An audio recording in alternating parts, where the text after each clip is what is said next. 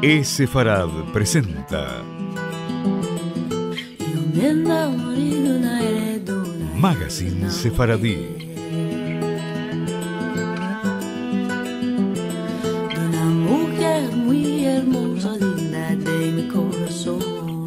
Una producción de Radio High y Radio Sefarad.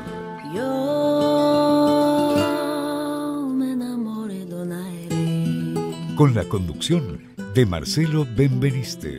Linda de mi corazón.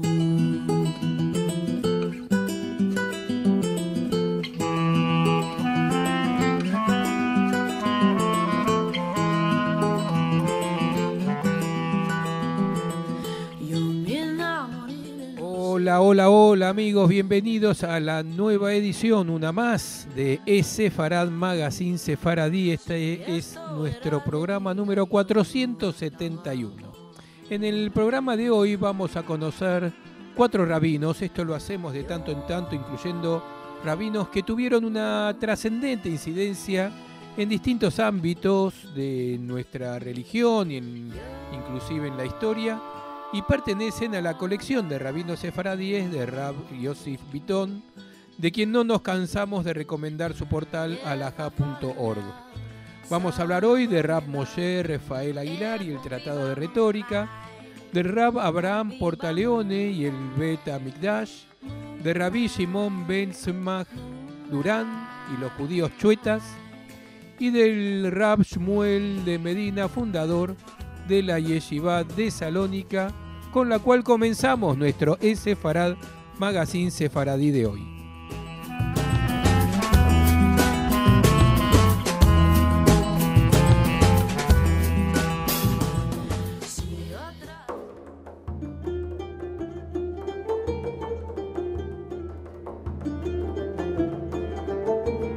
El rabino Shmuel ben Moshe de Medina nació en Salónica en 1505.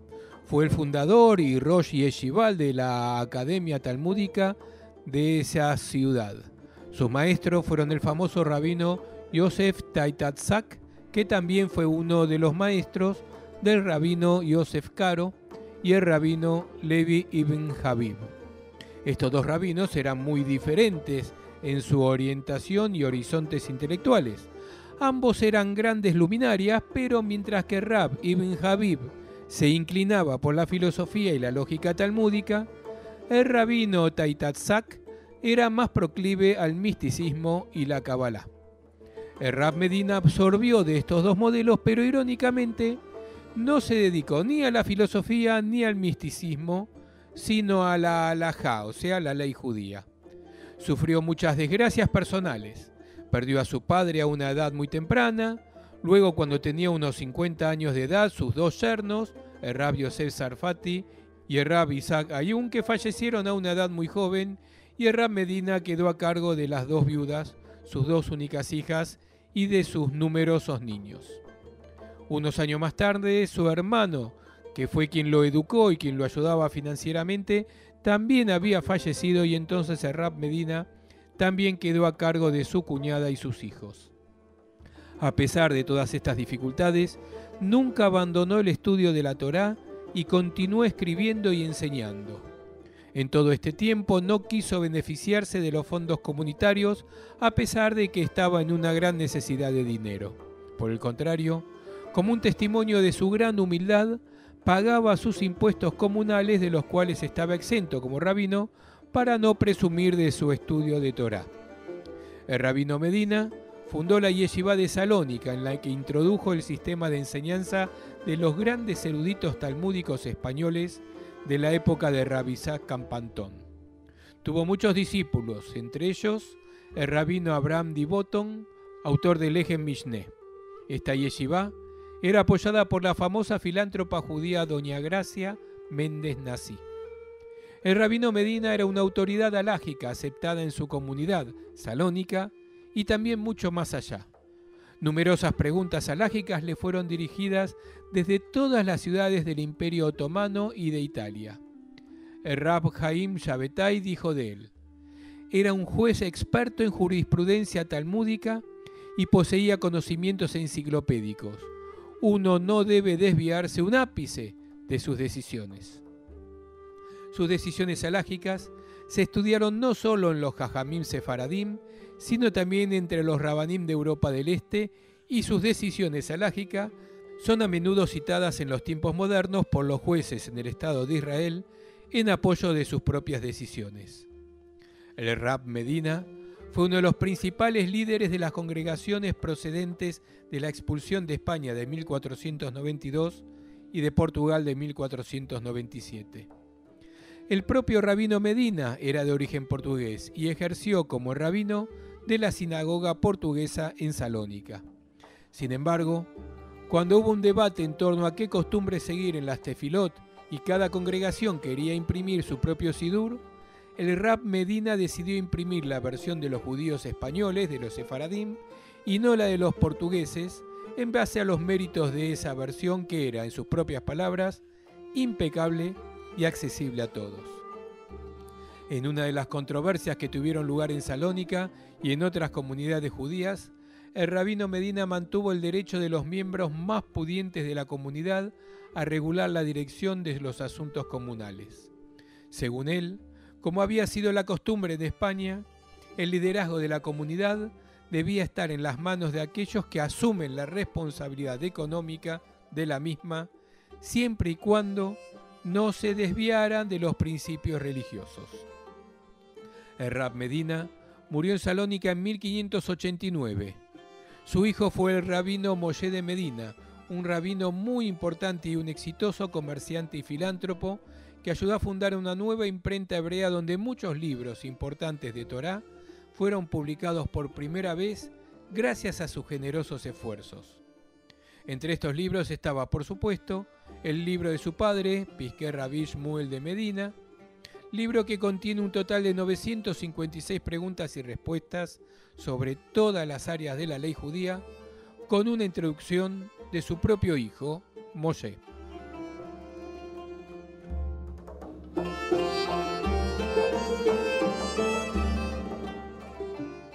El Rab Moshe Rafael Aguilar fue rabino de la importante comunidad judía de Ámsterdam en el siglo XVII. La mayoría de los judíos de esa ilustre comunidad eran hijos de Anusim, judíos que vivieron en Portugal, en muchos casos durante 3 o 4 generaciones, aparentando ser cristianos. Durante todo ese tiempo practicaron y transmitieron el judaísmo a sus hijos en completo secreto, ya que si eran descubiertos por un sirviente o por un vecino, se los acusaba ante la Inquisición y de ser hallados culpables de judaizar, sus bienes eran confiscados y los culpables eran condenados a muerte. Generalmente los sentenciaban a una horrible muerte, ser quemados vivos en la hoguera. Estos actos públicos eran conocidos como autos de fe. Estos héroes judíos que arriesgaban diariamente sus vidas para preservar el judaísmo, fundaron una nueva comunidad en Ámsterdam que llegó a ser una de las más importantes y afluentes comunidades sefaradíes de todos los tiempos. Entre otras cosas, los judíos de Ámsterdam fueron los primeros en llegar al nuevo continente americano, entrando por Brasil, Curazao y Estados Unidos. Pero ¿por qué Ámsterdam? Porque en el año 1597 el príncipe de Orange, lo que son los Países Bajos, hizo algo que hasta ese entonces era inédito en los anales de la historia. Declaró la libertad de culto. Y si bien el contexto de esa libertad de culto tenía que ver más con aliviar las tensiones entre católicos y protestantes, los judíos encontraron por primera vez en siglos una ciudad donde podían observar su religión sin ser perseguidos.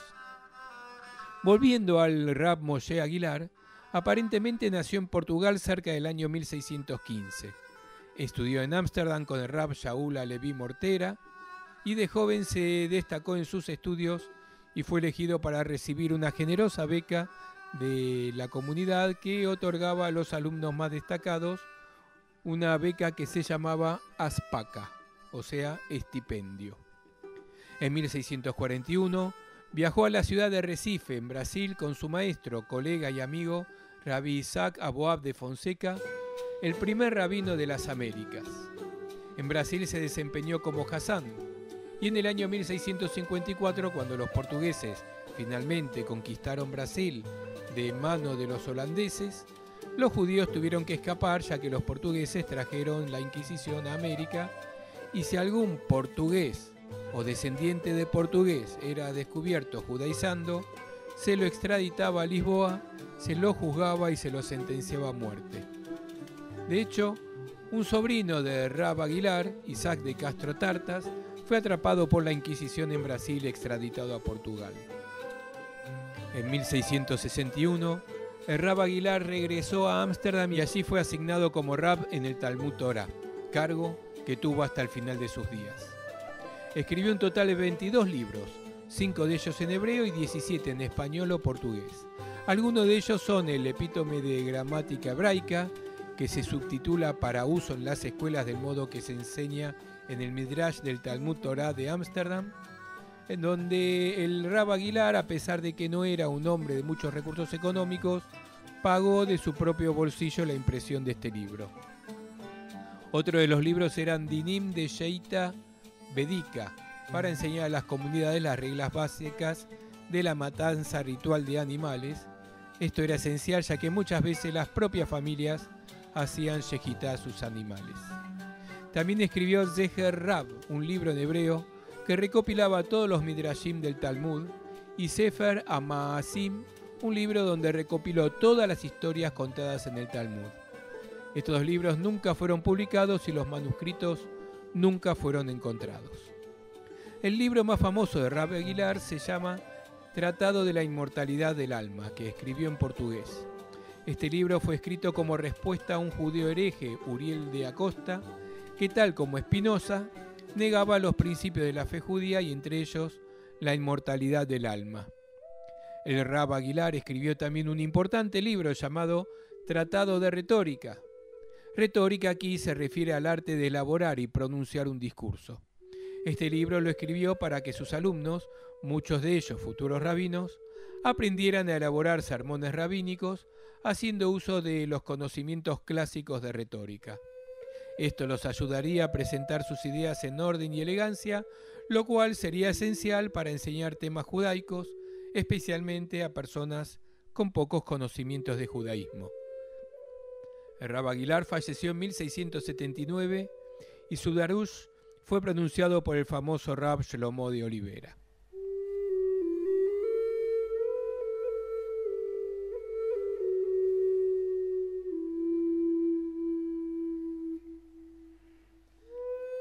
El Rab Abraham Portaleone nació en la ciudad de Mantova, Italia, en el año 1542. La familia de Rab Abraham estaba en una muy buena posición económica, lo que les permitía, entre otras cosas, tener acceso a la mejor educación, tanto en Torá como en estudios seculares.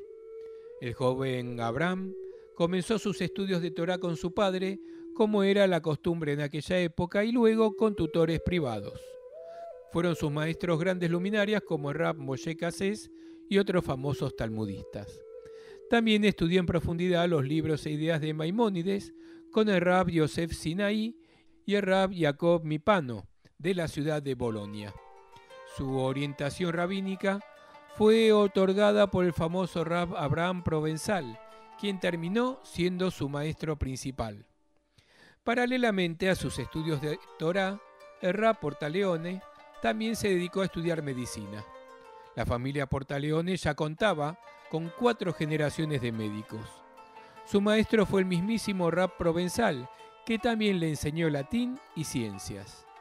Luego de 3 años de estudios intensivos de medicina, el Rab Portaleone recibió su título de doctor en medicina de la Universidad de Pavia, una ciudad italiana cerca de Milán, a la edad de apenas 21 años. En su libro, explica que durante esos años que estudió medicina, no pasó un día sin estudiar también Torá. A los 24 años recibió su licencia para practicar medicina de parte de 35 médicos de la ciudad de Mantova y poco a poco fue ayudando y luego reemplazando a su padre, que ya no estaba bien de salud. En esos días, a los médicos judíos les estaba prohibido atender a pacientes no judíos, a menos que tuvieran un permiso especial. En 1573, el Papa Gregorio XIV le otorgó a Rab Portaleone una dispensación especial para tratar a pacientes cristianos. En ese año fue nombrado médico de la corte de don Guillermo Gonzaga, duque de Mantova. Durante toda su vida también ejerció como el moel y el médico principal de la comunidad judía, a cuyos miembros atendía en forma gratuita. Por encargo del duque de Mantova, el Rab Portaleone escribió 2 tratados de medicina. El más conocido es un libro sobre las propiedades curativas del oro. A los 62 años, el Rab Portaleone sufrió una enfermedad que lo dejó paralizado de medio cuerpo. Pasó 9 meses postrado en una cama. Cuando pudo recuperarse lo suficiente como para poder escribir, comenzó a escribir su obra maestra, el libro Shiltei HaGiborim.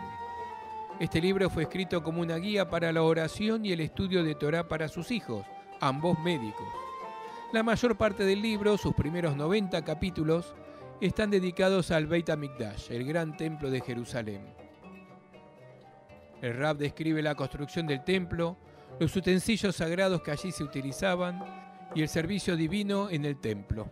Todo esto para comprender mejor el texto que leemos en nuestros rezos diarios, que se refieren al sacrificio de la mañana y de la tarde en el templo. Shiltei HaGiborim es uno de los libros más importantes escritos sobre este tema, y no solo por ser prácticamente una enciclopedia del Beit HaMikdash. En casi todo el tema lágico que el Rab analiza, también enriquece nuestros conocimientos con información científica, técnica e histórica que nos ayuda a comprender y visualizar mejor el complejo tema del Beit HaMikdash. Como ejemplo, gracias a sus profundos conocimientos de música, el Rab Portaleone describe las canciones e instrumentos de los levitas de una manera comprensible para el lector moderno. Sus conocimientos de gemología son fundamentales para identificar con claridad las piedras que vestía el Cohen Agadol, y sus conocimientos de arquitectura facilitan la exposición de temas muy técnicos y complejos. El Rab Portaleone también definió en este libro un régimen de estudio de Torá diario para sus hijos, que es nada menos que la base de lo que se estudia hoy en día en casi todas las comunidades sefaradíes de todo el mundo. Al final del libro también se incluye un currículum de estudio de Torá para las noches.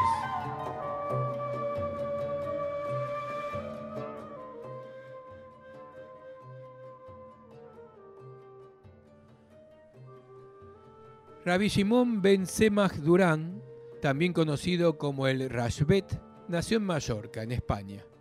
En su juventud estudió con el famoso rabino Efraín Vidal, el director de la Yeshivá de Mallorca. Además de sus profundos estudios de Torá y siguiendo el método educativo clásico de los judíos españoles, el Rab Durán adquirió un profundo conocimiento de matemáticas, astronomía, filosofía y en particular medicina. En Mallorca, el rabino Durán ejerció como médico y cirujano en la ciudad de Palma de Mallorca. La comunidad judía de la isla de Mallorca era muy próspera y antes de las masacres de 1391, la comunidad judía allí constaba de más de 1000 familias. Pero en ese año, en 1391, los disturbios antijudíos que sacudieron España también llegaron a Mallorca. En la ciudad de Palma, los disturbios estallaron un 10 de julio. La multitud rompió las puertas de la judería, conocida en español como el Cal, y masacraron a decenas de judíos, invadieron sus casas y robaron sus pertenencias. Muchos judíos fueron obligados a aceptar el bautismo a fin de salvar sus vidas. Otros judíos fueron torturados hasta la muerte por no aceptar el bautismo, entre ellos el anciano maestro de Rabí Durán, Rabí Efraín Vidal. Los que se convirtieron por la fuerza, los conversos, fueron sujetos al escrutinio de la Inquisición que los perseguía sistemáticamente. Si se encontraba un converso practicando el judaísmo, o sea, judaizando, era quemado vivo en los infames autos de fe. Los descendientes de los conversos mallorquinos mantuvieron el judaísmo en secreto durante siglos, incluso hasta nuestros días. Hasta el final del siglo XV, se llevaron a cabo 346 procesos de Inquisición en Mallorca y 257 conversos que son conocidos popularmente como marranos, fueron condenados a la hoguera. En 1771, la Inquisición había enviado un total de 594 conversos a la hoguera. Los conversos mallorquinos son conocidos por un nombre especial, los chuetas, nombre que vendría de chuletas en referencia a las chuletas de cerdo, ya que estos conversos se obligaban a comer chuletas para simular que no eran judíos. Volviendo a Rabino Durán, en septiembre de 1391, escapó a Argelia en el norte de África. En Argel, Rabí Shimon fue incapaz de ganarse la vida con su profesión médica, ya que la población nativa recurría a curanderos más que a los médicos profesionales. Fue así que se vio obligado a aceptar un cargo público remunerado de rabino. Rabí Shimon Durán se unió al Bet Din del famoso rabino Isaac Bar Sheshat Ribash. Estos dos rabinos y más tarde el hijo de Rabí Durán, el rabino Shlomo Durán, Rashbash, establecieron las costumbres y tradiciones sefaradíes para los judíos de Argelia y África del Norte. Después de la muerte del rabino Isaac Bar Sheshat, en el año 1408, Rabí Durán fue designado como el rabino de Argel. Sus decisiones halágicas fueron una guía indispensable para los que a menudo lo citan, incluyendo al rabino Yosef Karo en el Beit Yosef, o sea, en el Shulchan Aruch. Rabí Shimon Durán escribió 14 libros. Su obra más famosa es sin duda la responsa rabínica, conocida como Tashbetz, una colección de 802 preguntas y respuestas halágicas. Sus otros libros son menos conocidos, por lo tanto merecen tal vez mayor atención.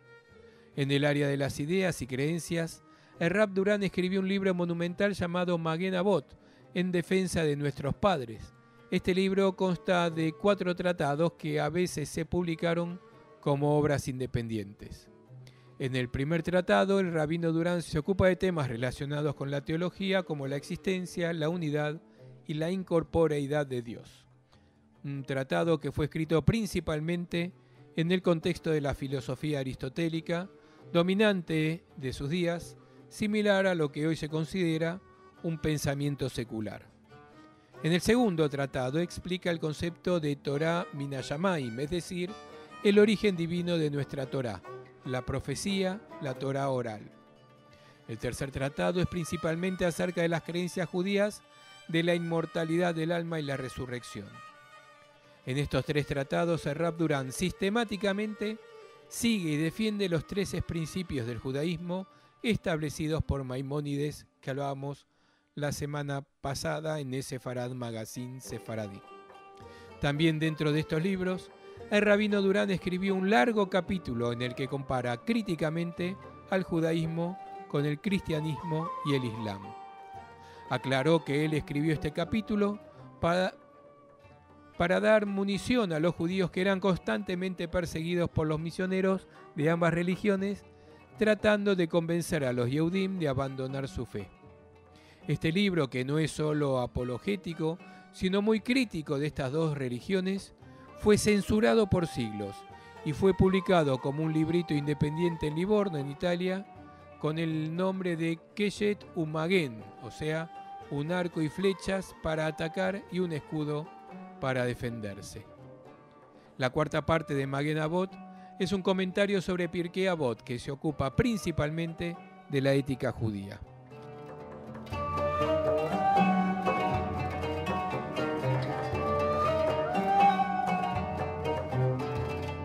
Yéndome para la guerra. Nuestras vías de comunicación son múltiples. Por mail a magazine@esefarad.com, en nuestro sitio de internet www.esefarad.com, y nos encontrarán muy fácilmente en Facebook y en Twitter buscando por Esefarad.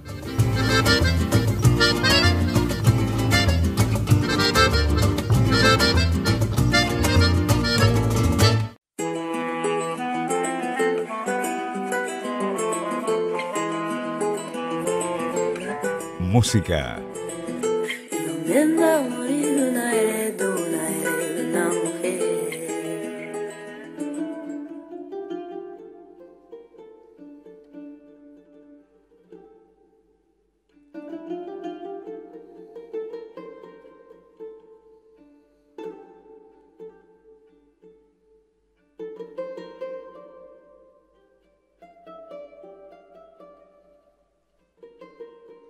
Ya sabemos, no tenemos nuestra sección de agenda, están todas las actividades paradas, suspendidas, todos estamos guardados en casa, mirando mucha actividad que hay en las redes, a través de Facebook, a través de Instagram, a través de YouTube. Hay mucho material para escuchar, para leer, para aprender y para disfrutar, como la música que hemos producido esta semana con una gran cantidad de cantantes de repertorio sefaradí y que está en las redes con el nombre de Unidos por el Ladino.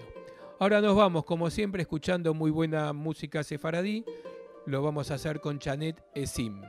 Yo me despido, mi nombre es Marcelo Benveniste, los espero el viernes que viene en radiosefarad.com a lo largo de todo el día y los domingos a las 6 de la tarde por Radio High, la radio judía de Latinoamérica.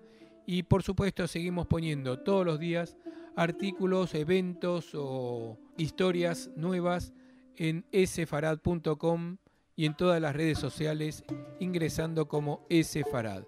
Ahora nos vamos, les decía, nos vamos con Chanet Esim y el tema Oh Madre Mía. Semanada buena.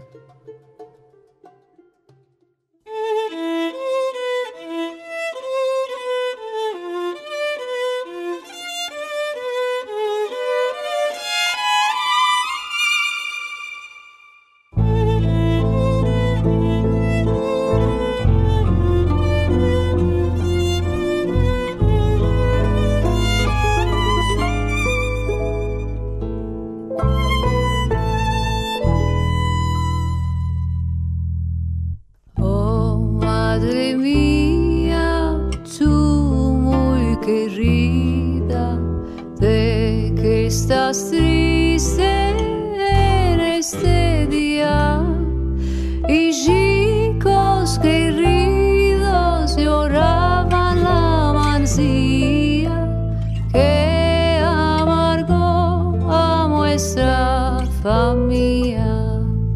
Y chicos queridos lloraban la mancilla que nuestra familia. Fue el hermano grande, el que era soldado, él fue matado en Lüleburgas.